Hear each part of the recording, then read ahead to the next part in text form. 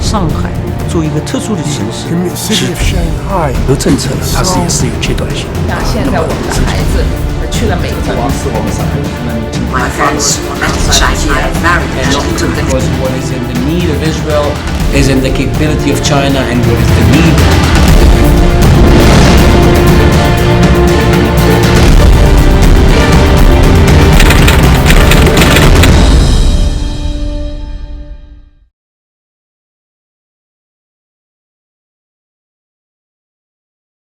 I've also heard about a little story about your name. Your name Hayim is after your uncle. Is that right? Yeah, well, Хайм means in my language Hebrew.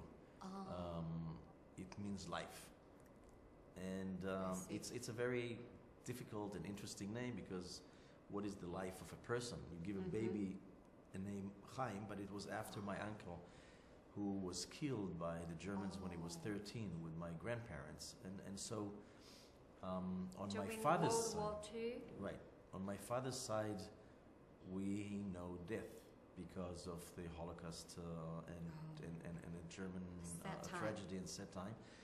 And on the Chinese side, it's the yin yang. We have death and then we have life. And Yeah, China gave sure. life to my mother, and therefore my name means a lot to me in terms of my great appreciation and love for life and not Yes. to death. I've heard that you have certain links with China. What was that story? Yeah, we all have long stories. Every person has a story in his life, the whole civilization. Yeah. You know, the Jewish people are ancient people of about 3,000 years, 3,500. China is about 3,000, 4,000 years of culture and heritage. But there's something of a bond between the two nations besides wisdom. Jewish people started to come to China out of persecutions and business probably in the 19th century. And Chinese people and government welcomed them. Yes. And they lived in Harbin and in Tianjin Yes. and in Chongqing and of course in Shanghai. My grandparents ran away from Russia due to persecutions. War arrived around 1915. Yeah. And my mother was born in Shanghai, Chapulu number 18. And so we all started with the fact that China saved my grandparents, China gave life to my mother, and therefore China indirectly gave life to me, which I'm very, very thankful. And this was the beginning of the story, which goes on for the next 100 years. So, would you please tell us more about this story? Say, for example, how was the life? I mean, your grandparents, your mother, when they were here in China. Well, the story is what we were told is that life were difficult. In Chinese, you say "meyo." People did not have a lot of any money. They just lived very poorly but decently. They were honest Jewish neighbors and Chinese neighbors shared food, shared friendship, and that continued even in World War II and thereafter. So it means that human relationship in Chinese we say guanxi, right? It's like being together, respect each other, is the base for happy life, comfortable life.